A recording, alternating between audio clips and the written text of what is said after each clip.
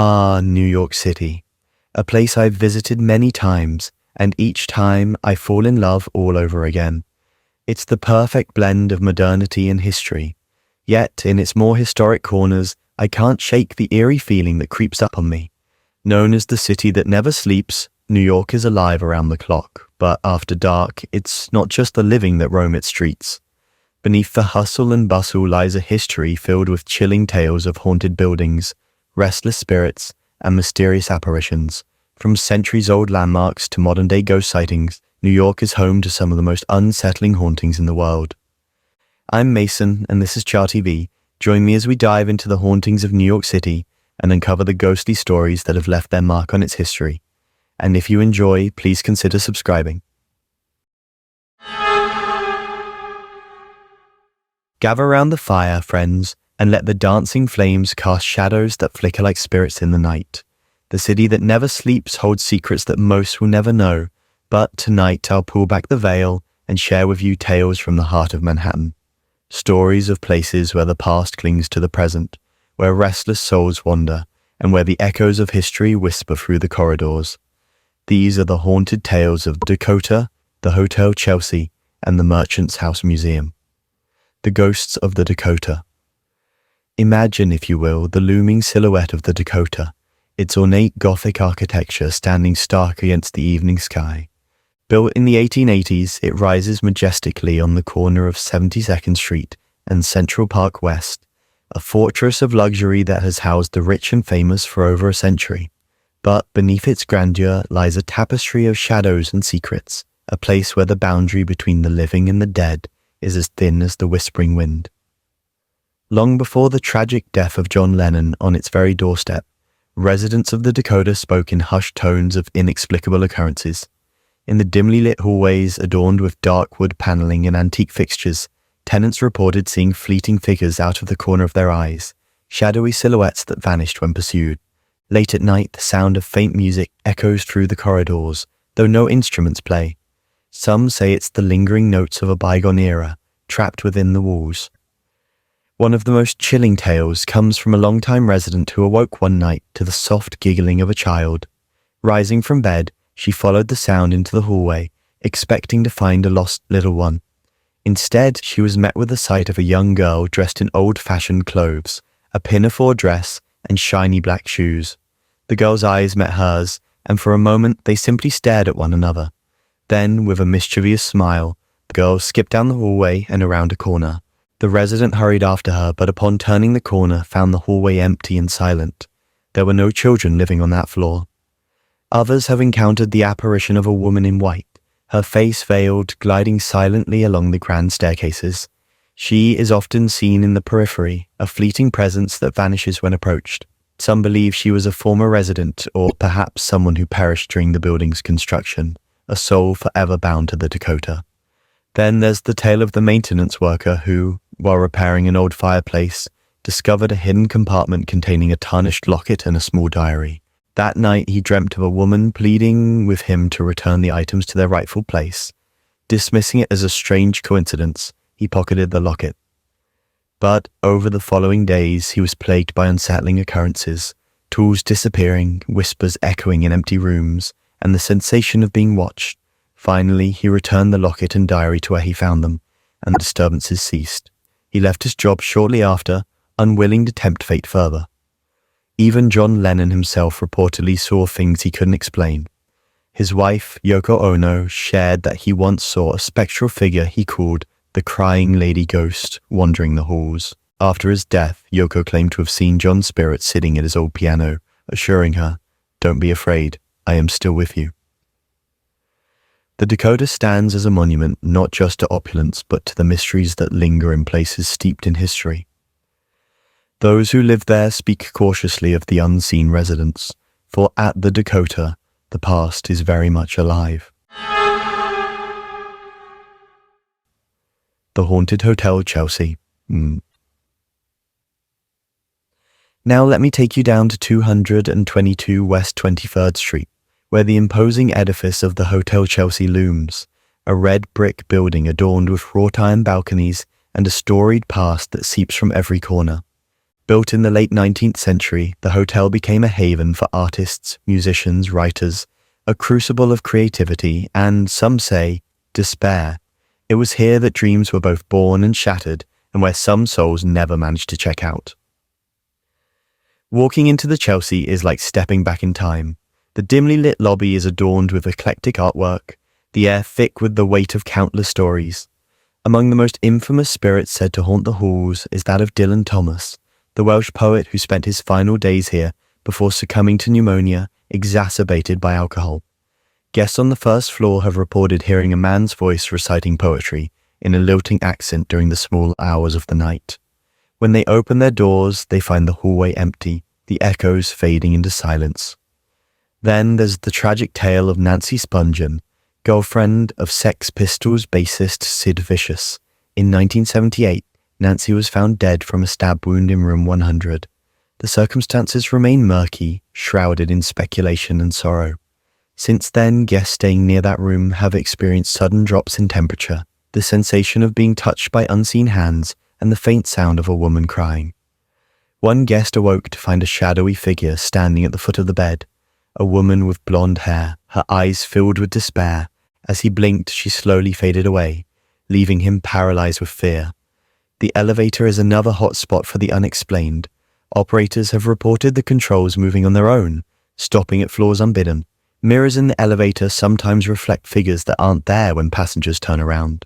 One night, a staff member was riding up to the 7th floor when the elevator shuddered to a halt between floors. The lights flickered, plunging him into darkness before the emergency lights flickered on. In the dim glow, he saw multiple silhouettes crowded in the small space, their faces indistinct but eyes glinting in the gloom. The elevator jolted back to life, and when it reached the next floor, the figures vanished.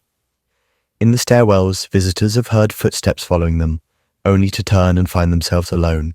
Doors open and close of their own accord, and the scent of tobacco smoke lingers in rooms where smoking has long been banned. Some say they've seen the apparition of a man in a bowler hat and long coat, perhaps one of the many writers who called the Chelsea home, standing silently at the end of a hallway before disappearing through a wall. One chilling account comes from a woman who stayed at the hotel during a business trip. Late one night, she awoke to the sound of rustling papers.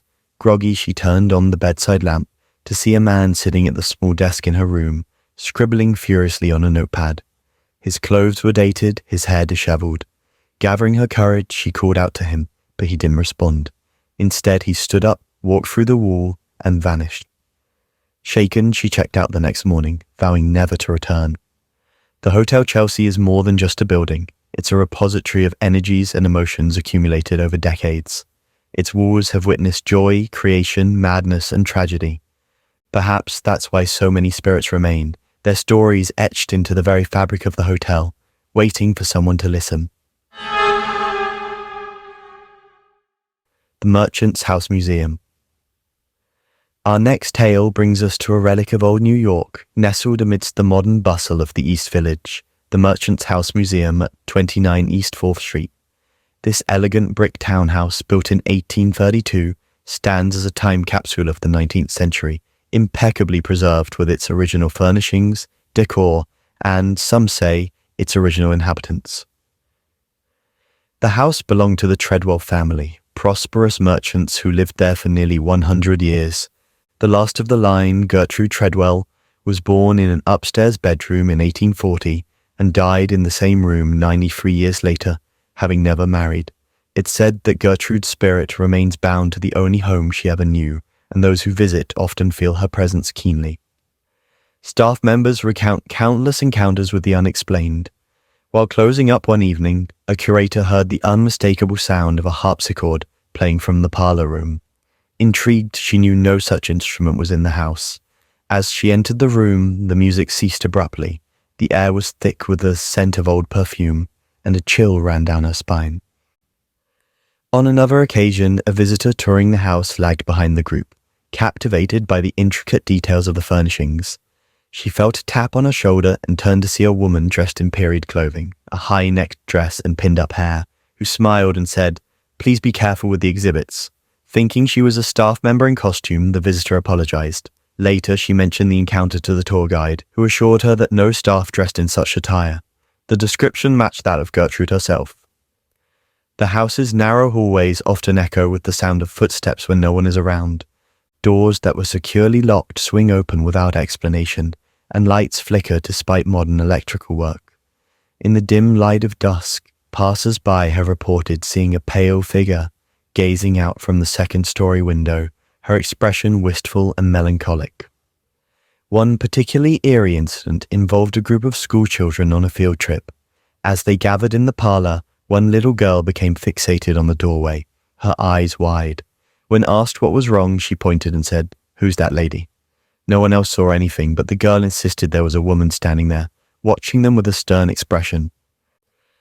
Photographs taken inside the house often reveal anomalies, blurred figures, unexplained shadows, or orbs of light hovering in the rooms. Paranormal investigators have recorded EVP sessions, capturing faint voices, sighs, and even a whispered, "Leave now." Perhaps the most unsettling room is Gertrude's own bedroom. Visitors stepping inside often feel a sudden heaviness, as if the air itself is pressing down on them. Some have felt lightheaded or nauseous, needing to step out to recover. A few have even claimed to see the indentation of someone sitting on the neatly made bed, though no one is there. The Merchant's House Museum offers a rare glimpse into a bygone era, but it comes with the lingering essence of those who once called it home. Gertrude Treadwell, it seems, is not ready to part with her cherished abode. For those who dare to enter, be respectful and tread lightly, for you are a guest in both the home and the afterlife of the Treadwell family. So, when you next walk the streets of New York, pause for a moment. Listen closely to the whispers of the wind funneling between the buildings, the soft footsteps that may follow you, the fleeting shadows that dance just out of sight. Perhaps you'll catch a glimpse of the unseen residents who share the city, a city where history and hauntings intertwine, and where the boundary between the living and the dead is but a thin veil easily pierced. As the night deepens and the shadows stretch long and dark, the city of New York, with its towering skyscrapers and ceaseless energy, holds secrets that whisper through its alleys and linger in its oldest buildings. Tonight, I'll take you on a journey to some of the lesser-known corners of this metropolis, places where the past refuses to rest and where spirits roam the quiet hours before dawn. These are the tales of the House of Death, one if by land, two if by sea, and St. Mark's Church in the Bowery. The House of Death. Imagine walking down a quiet street in Greenwich Village, the glow of street lamps casting pools of light on the cobblestone sidewalks. At 14 West 10th Street, an unassuming brownstone stands among a row of similar houses, but there's something about this particular building, a heaviness in the air, a chill that seeps into your bones.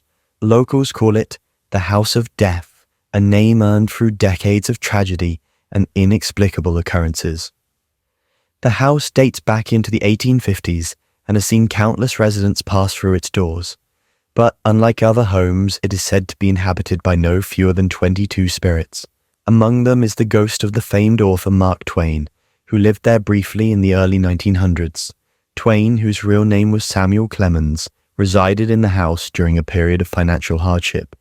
Though his time there was short, his presence seems to have lingered far beyond his mortal years. One evening, a resident descending the grand staircase caught sight of a man standing on the landing below. He was dressed in a white suit, his silver hair catching the dim light, a spitting image of Twain himself. The figure looked up, meeting the resident's gaze with a weary expression. "I have a problem here," he muttered before fading into thin air. The encounter left the resident shaken, convinced that they had seen the ghost of the legendary writer. But Twain is just one of many spirits said to roam the halls. In the 1930s, a mother and her young daughter moved into the house. The little girl began speaking of an old woman who visited her at night, telling stories and singing lullabies. At first, the mother dismissed it as an imaginary friend, but the child's descriptions grew more detailed and more disturbing. She spoke of other figures too, a man with a crooked smile who watched from the shadows, children who played in the parlor but vanished when approached, and whispers that echoed through the walls at all hours. Tragedy struck again in the 1980s when a prominent attorney living in the house committed a heinous act, resulting in the death of his young daughter. The gruesome event shocked the community and seemed to amplify the dark energy within the home. Neighbors reported screams and sobbing emanating from the empty house at night. Lights flickered in windows despite the electricity being shut off, and the silhouettes of figures could be seen passing by the curtains. A couple who moved in hoping to renovate the building recounted a harrowing experience. As they began work on the basement, they uncovered a hidden room containing antique toys, dusty and forgotten. That night, they were awakened by the sound of children laughing and running in the hallway. Doors slammed on their own and objects moved inexplicably. The final straw came when they found the word leave scrawled in condensation on the bathroom mirror, despite being alone in the house. They left the next day, abandoning their plans. Passers-by often feel an overwhelming sense of dread near the house. Animals refuse to walk past, tugging on leashes to avoid it. Some have captured photographs showing mysterious orbs of light or shadowy figures in the windows. Paranormal investigators who have braved the house report strong electromagnetic readings and unexplainable cold spots. The house of death remains occupied, its residents choosing to coexist with the unseen. But the stories persist, a tapestry of sorrow and mystery woven into the very fabric of the building. If you find yourself on West 10th Street after dark, you might feel the weight of unseen eyes upon you, or hear the faint echo of footsteps behind you. But be warned, not all who enter the house of death leave unchanged. 1. If by land, 2. If by sea. In the heart of the West Village stands a quaint, historic carriage house at 17 Barrow Street, now home to the upscale restaurant 1 If by land, 2 If by sea. The building exudes romance with its dim lighting, brick walls, and elegant decor, a favorite spot for proposals and intimate dinners. But beneath the charm lies a history steeped in intrigue and spectral whispers. The building once belonged to Aaron Burr, the infamous former vice president who drilled and killed Alexander Hamilton. Burr's legacy is shadowed by controversy, and it seems that some of that darkness lingers in his former carriage house. Staff and patrons have long reported strange happenings within the restaurant. Glasses inexplicably slide off tables, silverware disappears, and paintings tilt or fall without cause. One waitress recounted an evening when, as she carried a tray of dishes, an unseen force yanked it from her hands, sending china shattering across the floor. Shaken, she looked around to find no one nearby, and her colleagues insisted they had not touched her. The most famous spectre associated with the restaurant is that of Theodosia Burr Alston, Aaron Burr's beloved daughter. Theodosia was lost at sea under mysterious circumstances in 1813, and her body was never recovered. Some believe her restless spirit returned to her father's home, seeking solace or perhaps answers. Late at night, after the last guests have departed, staff members have seen a woman in a white gown descending the staircase. Her features are delicate, her expression melancholic. She glides silently, her feet barely touching the steps. When approached, she fades into the shadows, leaving behind a lingering scent of lavender. In the main dining area, couples have felt a cold breeze pass between them, as if someone walked by. Candles flicker though there is no draught, and some have felt a light touch on their shoulders, turning to find no one there. On more than one occasion, guests have captured odd anomalies in photographs, a misty figure near the fireplace, or orbs hovering above tables. One particularly eerie incident involved a manager locking up for the night. As he turned off the lights, he heard the faint sound of music, a haunting melody played on a piano. Following the sound to the bar area, he found the piano lid closed, the keys untouched. The music ceased abruptly and the room fell into an oppressive silence. Uneasy, he hurried out, only to hear footsteps echoing behind him as he left. Some speculate that the spirits are not malicious, but rather echoes of the past, remnants of strong emotions tied to the place. Yet, others feel a sense of unease, as if the ghosts resent the intrusion into their domain. The juxtaposition of the restaurant's romantic atmosphere with the unsettling occurrences creates a peculiar tension. The next time you visit 1 If by land, 2 If by sea, pay attention to the subtle signs, a misplaced fork, a flicker in the corner of your eye, or a chill that raises the hairs on your neck. You might just experience a brush with the other side, a reminder that history is never truly gone, and some souls linger long after their time. St. Mark's Church in the Bowery. Amidst the bustling energy of the East Village, St. Mark's Church in the Bowery stands as a solemn guardian of New York's deep-rooted past. Located at 131 East 10th Street, is the second oldest church in Manhattan, its foundations laid in the late 17th century. The churchyard is a patch of quiet greenery, its tombstones weathered and worn, inscriptions fading but not forgotten. The most renowned spirit associated with St. Mark's is that of Peter Stuyvesant, the last Dutch Director General of the colony of New Netherland, before it was ceded to the English and renamed New York. Known for his stern leadership and wooden peg leg, Stuyvesant was a formidable figure in life, and it seems in death. Buried beneath the church he helped establish, Stuyvesant's restless spirit is said to wander the grounds. Visitors have reported hearing the distinct sound of a wooden peg striking the stone floors, a rhythmic thump that echoes through the silent church. On fog-laden evenings, a shadowy figure dressed in 17th century attire has been seen pacing near the tomb, his posture rigid, hands clasped behind his back. One caretaker shared a chilling account from a winter night. While locking up, he heard muffled voices coming from the sanctuary. Believing someone had been locked inside, he returned to check. As he opened the heavy doors, the voices ceased. The air was icy, and a dense mist hovered above the pews. Suddenly, the organ began to play. A deep, somber hymn. His heart pounding, the caretaker approached the organ, only to find the keys moving on their own, pressing down as if guided by invisible hands. The music stopped as abruptly as it began, leaving him in unnerving silence. Parishioners have also experienced inexplicable phenomena. During services, some have felt a cold hand brush their shoulders, or the sensation of someone sitting beside them in empty pews. Children, with their unfiltered perceptions, have asked their parents about the man with one leg who smiles at them during hymns, though no such person is present. In the crypt beneath the church, where the remains of early settlers rest, the atmosphere is heavy with history.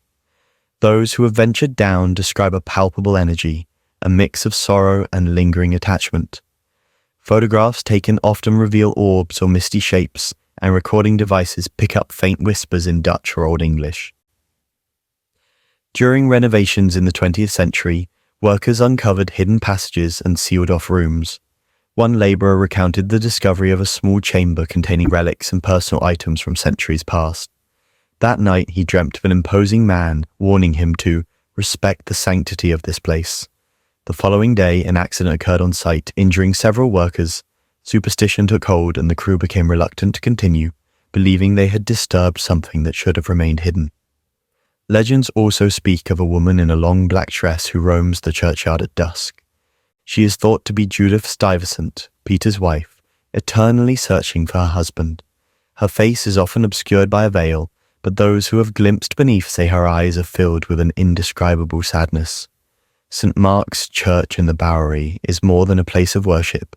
It's a conduit between the past and present, where the veil is thin and the echoes of history resonate deeply. The next time you pass by its iron gates, listen closely. You might hear the distant strains of an organ, the soft murmur of voices long gone, or the steady thump of a peg leg on stone. In the heart of the modern city, the spirits of old New Amsterdam still walk among us, reminders of a time when the island of Manhattan was but a small settlement on the edge of a vast wilderness. As the embers of our campfire glow softly and the night settles in around us, these tales of haunted New York serve as a reminder that the city is built upon layers of history, some celebrated, others forgotten, but none truly silent. The spirits that wander the streets and buildings are echoes of lives once lived, loves once cherished, and tragedies long past.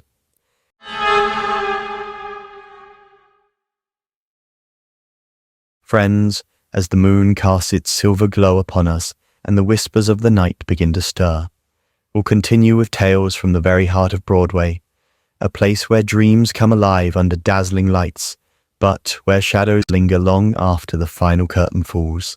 These are the stories of theatres where the past refuses to fade, where spirits tread the boards alongside the living. Let me tell you of the ghost of the Basco Theater and the New Amsterdam Theatre Ghost. The ghost of the Basco Theater. Imagine stepping into the grandeur of the Basco Theater, its ornate architecture a testament to a bygone era. Built in 1907, the theatre is a jewel of Broadway, adorned with rich woodwork, stained glass, and the intricate details that only a true aficionado of the arts could conceive. That aficionado was David Belasco, a playwright, director, and producer known as the Bishop of Broadway, for his penchant for wearing a clerical collar and his almost religious devotion to the theatre.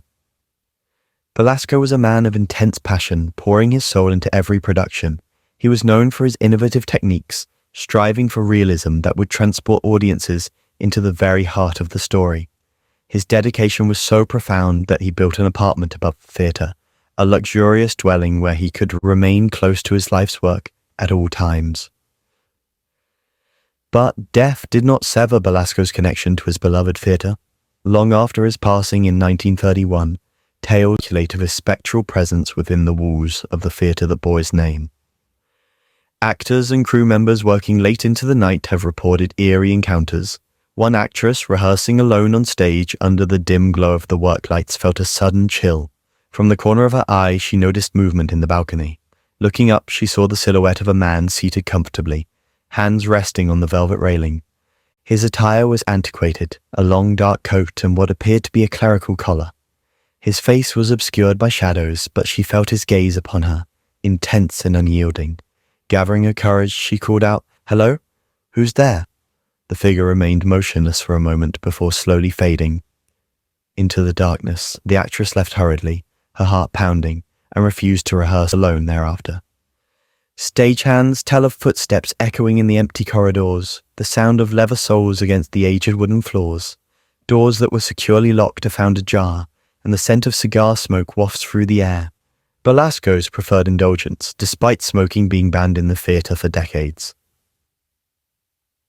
One evening, a young technician named Mark was adjusting lights high above the stage when he felt a firm hand grip his shoulder.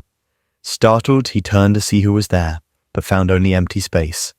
Thinking it might be a colleague playing a prank, he dismissed it. Moments later, as he leaned over to secure a fixture, he heard a whisper directly in his ear. "Be careful." The voice was raspy, tinged with an old-world accent. He froze, the hairs on his neck standing on end. Descending as quickly as he could, he recounted the experience to his supervisor, who merely nodded solemnly. "You've met the bishop," the supervisor said. "He watches over us." Perhaps the most unsettling accounts come from those who have ventured into Belasco's private apartment. Preserved much as it was during his life, the apartment is a relic of early 20th century opulence. Rich tapestries adorn the walls, and antique furniture fills the rooms. Some say the temperature drops markedly upon entering, a sudden cold that seeps into your bones. Visitors have seen impressions on the dusty velvet cushions, as if someone had just risen from a seat. Others have heard the faint strains of music from an old phonograph, though none exist in the apartment. During one particular renovation, workers reported tools disappearing, only to reappear in odd places. Blueprints were moved or altered, and on one occasion a foreman found a note scrawled in elegant handwriting, "Respect my theatre." After a series of inexplicable accidents, the crew began to wonder if they were being warned. The project was halted, and the apartment was left untouched thereafter. Actors have come to accept Belasco's presence, considering it a rite of passage to experience his ghostly visitations. Some even see it as a blessing, believing that his appearance brings good fortune to a production. Yet there are those who feel an undercurrent of possessiveness in his lingering spirit, a reluctance to let go of control, even in death. Late at night, when the theatre is hushed and the only sound is the creaking of the old building settling into sleep, some say you can hear his footsteps pacing the stage. Perhaps David Belasco remains ever the perfectionist, ensuring that the magic of theatre lives on within his walls. The New Amsterdam Theatre Ghost. Just a short walk from the Belasco lies the majestic New Amsterdam Theatre, a beacon of Broadway since 1903. With its lavish Art Nouveau design, the theatre has been a cornerstone of New York's entertainment scene, hosting everything from the Ziegfeld Follies to modern-day Disney productions. But amidst the glittering performances and the laughter of audiences, a spectral figure moves silently, a ghost known as Olive Thomas. Olive was a stunning beauty of the early 20th century, a rising star of the Ziegfeld Follies, Her vivacious spirit and enchanting presence captivated all who saw her. Perform on the New Amsterdam stage, tragically, her life was cut short in 1920 during a trip to Paris with her husband, actor Jack Pickford. In a fateful accident, she ingested mercury perchloride, a poisonous substance used at the time as a treatment for syphilis. Whether it was a tragic mistake or something more sinister remains a topic of debate, but her untimely death at the age of 25 shocked the theatrical community. Not long after her passing, whispers began to circulate among the theatre staff. Stagehands working the late shift would catch glimpses of a woman out of the corner of their eyes, a figure dressed in a shimmering green sequined dress, reminiscent of the costumes Olive once wore. She was often seen carrying a small blue bottle, the very object that led to her demise. One night, a security guard named Thomas was making his rounds when he spotted a woman on the stage. Thinking it was an intruder, he called out for her to identify herself. She didn't respond, but instead began to dance gracefully across the stage, her movements fluid and mesmerizing. As he approached, she turned to face him. Her eyes were deep pools of sorrow, and a faint smile played upon her lips. Suddenly, she vanished into thin air, leaving only the echo of her footsteps and a chill that lingered in the air. Performers have also encountered Olive's ghost. During rehearsals, actors have felt a presence watching them from the wings. Some have seen her reflection in the dressing room mirrors, a fleeting image that disappears when they turn to look directly. One actress, while applying makeup, noticed the figure of a woman standing behind her, adjusting a feathered headpiece. Startled, she spun around, but the room was empty. The only trace of the encounter was a single white feather that floated gently to the floor. The elevator operators have their own stories. On several occasions, the elevator has been called to the top floor in the dead of night, despite no one being there. One operator recounted how the doors opened and a woman stepped inside, her attire decidedly vintage. She didn't speak, but her eyes met his, and he felt a profound sadness wash over him. As the elevator descended, she simply faded away. The most unsettling incidents occur during performances. Technicians have reported equipment malfunctioning without explanation. Lights flickering, microphones cutting out, and set pieces moving on their own. Some believe that Olive becomes restless when she feels forgotten, and these disturbances are her way of reminding the world of her presence. In an attempt to appease her spirit, the theatre management placed a portrait of Olive Thomas in the lobby, along with a brief biography honouring her contributions to the stage. Since then, sightings have not ceased, but many say her demeanour has softened. She is seen smiling more often, and the disruptions have lessened in severity. Yet there are those who still feel a lingering unease. One janitor, working the overnight shift, heard soft humming coming from the auditorium. Peering inside, he saw Olive seated in the front row, gazing up at the empty stage. She seemed lost in thought, her fingers lightly tracing the rim of the blue bottle in her lap. As the janitor backed away, the humming grew louder, filling the vast space with an otherworldly resonance. He fled and refused to work nights thereafter. Some speculate that Olive is searching for something, peace perhaps, or a connection to the life she left behind. Others think she is drawn to the energy of the theatre, a place where she once shone so brightly.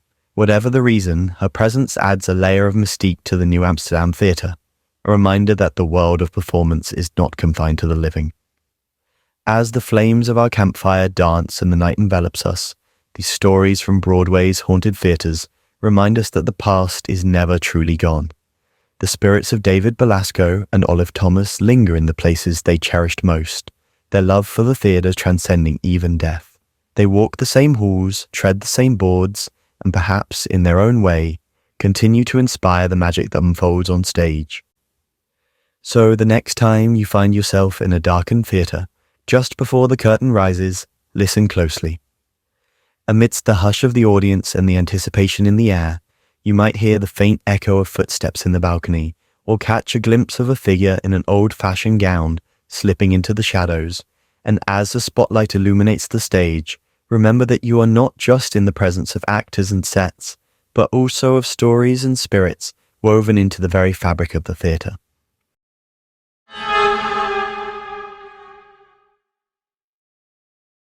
As the fire casts its warm glow and the night wraps around us like a velvet cloak, the city's heartbeat may be distant here, but its stories find their way to every corner. especially those whispered tales that send a chill down your spine. As I continue, I'll share with you eerie legends from the very streets and underground of New York City, tales of public spaces where the past lingers and shadows hold secrets. Let me tell you about the ghosts of Washington Square Park and the haunted subway stations. The ghosts of Washington Square Park. Picture, if you will, the vibrant expanse of Washington Square Park. By day, a lively place filled with laughter, musicians, and the chatter of friends gathering beneath the iconic arch.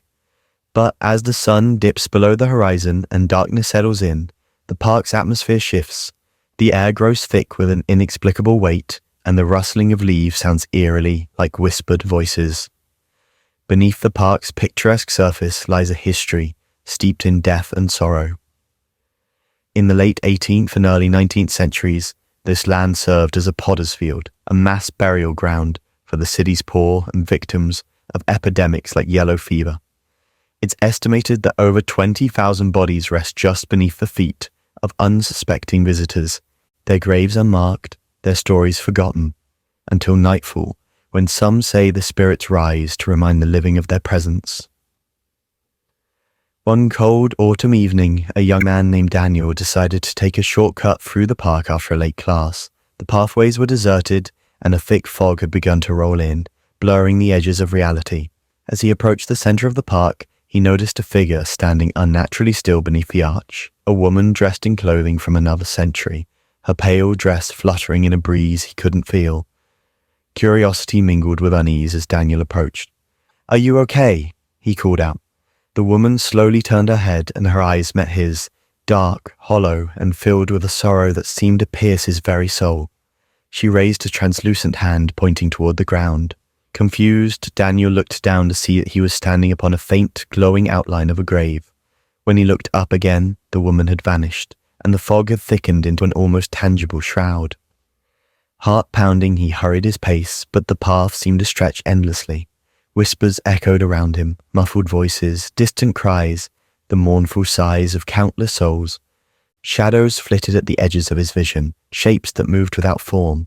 The temperature dropped sharply, his breath now visible in the damp air. Desperate to escape, Daniel veered off the path, stumbling through the wet grass. That's when he saw them, a group of figures gathered beneath a gnarled old tree.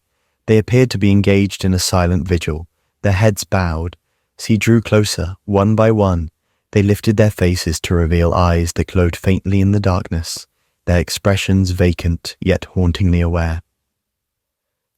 A chorus of whispers rose, forming words that he couldn't comprehend, but felt deep within his bones, a lamentation of lives cut short, of rest disturbed. Overwhelmed by fear, Daniel turned and ran, the whispers growing louder, more insistent. He didn't stop until he burst onto the busy street beyond the park's edge, the normalcy of city life crashing over him like a wave. He glanced back to see the park shrouded in fog, the figures gone, but the experience left an indelible mark on him. Daniel later researched the park's history and learned of its grim past. He realized that the spirits of those buried there might still roam, seeking acknowledgement or perhaps simply a witness to their lingering presence. Others have shared similar tales. Nighttime strollers report hearing faint sobs near the fountain, feeling unseen hands brushing against them, or catching glimpses of spectral figures dressed in antiquated attire. Dogs often refuse to enter certain areas, growling at empty spaces or whimpering without apparent cause. One particularly unsettling account comes from a street performer who frequented the park. Late one night, as he packed up his guitar, he heard the sound of children's laughter. Looking around, he saw a group of kids playing near the arch, their clothes old-fashioned. They beckoned him to join them, but something about their eyes, dark and depthless, filled him with dread. He hurried away, and when he looked back, the children had disappeared, the park silent once more. Even the park's famous elm tree, known as the Hangman's Elm, carries a sinister reputation.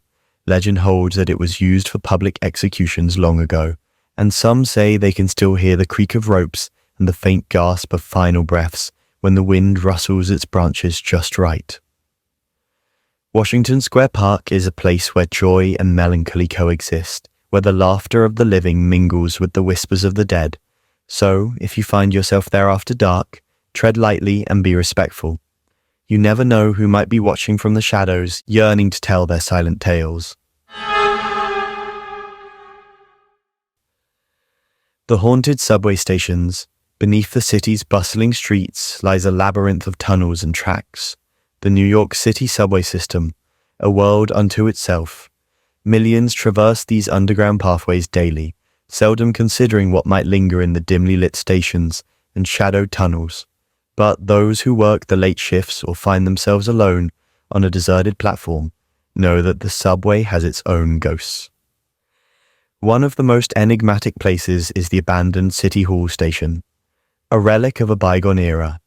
Opened in 1904, it was once a crown jewel of the subway system, adorned with vaulted ceilings, ornate tiles, and gleaming chandeliers. But as trains grew longer and platforms needed to be extended, the station was closed to the public in 1945, left to gather dust and memories. Train operators who pass through the loop near City Hall Station late at night tell stories of fleeting apparitions. A woman in a tattered dress standing on the platform, her eyes reflecting the dim glow of the train's headlights. She appears for a moment, then dissolves into the darkness as the train rushes by. Some say she was a passenger who fell onto the tracks long ago, her spirit unable to leave the place where her life ended abruptly. A maintenance worker named Carlos shared his unnerving experience while inspecting the tracks near the old station. Amidst the clatter of distant trains and the hum of electricity, he heard the faint strains of music, a haunting melody echoing through the tunnel. Following the sound, he ventured deeper into the darkness, his flashlight casting long, eerie shadows on the damp walls. As he approached the station, the music grew clearer. It was a violin playing a sorrowful tune that seemed to resonate with the very bones of the tunnel. Stepping onto the platform, he saw a man dressed in early 20th century attire, his back turned, passionately playing the violin. The station was illuminated as if by candlelight, the grime and decay replaced by its former splendor. "Hey, what are you doing here?" Carlos called out, his voice trembling slightly. The man stopped playing and slowly turned around. His eyes were hollow sockets, darkness pouring forth like a void. A chilling smile crept across his face as he raised the violin once more. The music that followed was discordant, sharp notes that pierced the silence like screams. Paralyzed by fear, Carlos watched as shadowy figures emerged from the walls, spectral passengers in old-fashioned clothing, their faces blurred, their movements jerky, as if caught between moments. They began to approach, hands outstretched, their whispers merging into an incomprehensible murmur. Snapping out of his stupor, Carlos stumbled back, dropping his flashlight. He ran blindly through the tunnel, the oppressive darkness closing in around him. The whispers followed, growing louder, more urgent. It wasn't until he burst into a well-lit section where his colleagues were working that the sound ceased. Breathless and shaken, he tried to explain what he'd seen, but his story was met with skeptical glances. Yet he refused to return to that section of the tunnel, and others began to share their own eerie encounters, tools disappearing, footsteps echoing behind them when they were alone, fleeting shadows at the edge of their vision. Passengers too have reported strange happenings. On quiet nights waiting for the last train, some have felt a sudden drop in temperature, the air turning frigid without explanation. Others have seen figures reflected in the windows of arriving trains, people who aren't there when they turn around. In the depths of the subway, time seems to blur. Stations like Worth Street and 18th Street, long since closed, still bear the markings of their era, peeling posters clinging to tiled walls, benches that haven't held a passenger in decades. Urban explorers who venture into these forbidden areas tell of unsettling experiences, a sense of being watched, unexplained sounds, and occasionally the distant laughter of children. One such explorer, Maya, recounted her visit to the abandoned Lower Bay Station.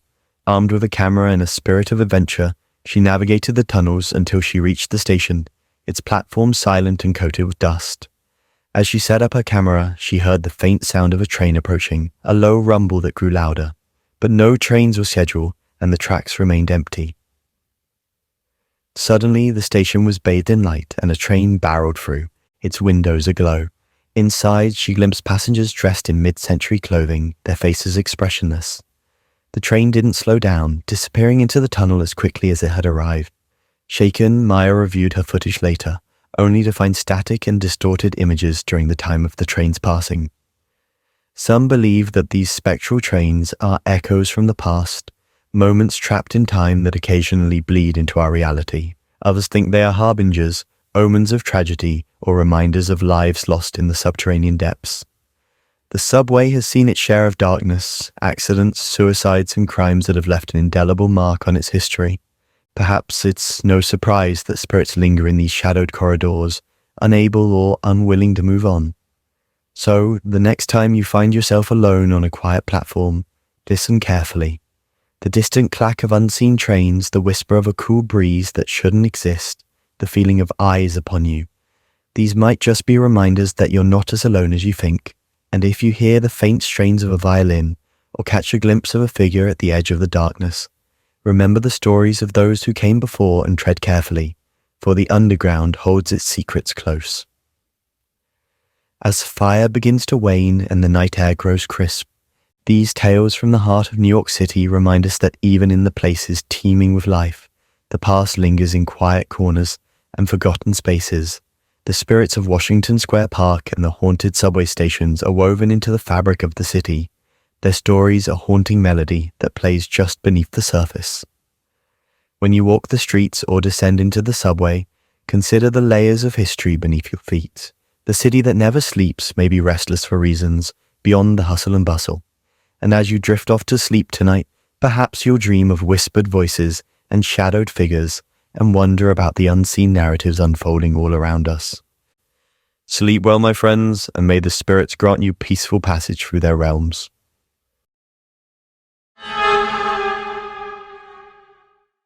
Talking about the city so much definitely makes me want to visit again.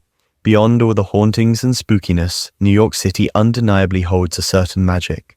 From my own experience at Grand Central Station, though I didn't encounter any spirits or shadowy figures, I could feel the weight of thousands of souls passing through over the years. There's a certain sadness that lingers there, if that makes sense. It's as if the station is charged with the echoes of countless journeys and stories. Thank you for joining me on this exploration of New York's haunted side. If you enjoyed this dive into the city's mysterious history, be sure to subscribe to ChaTV for more unsettling stories and eerie discoveries. Until next time, stay curious and keep an eye out for what may be lurking in the shadows.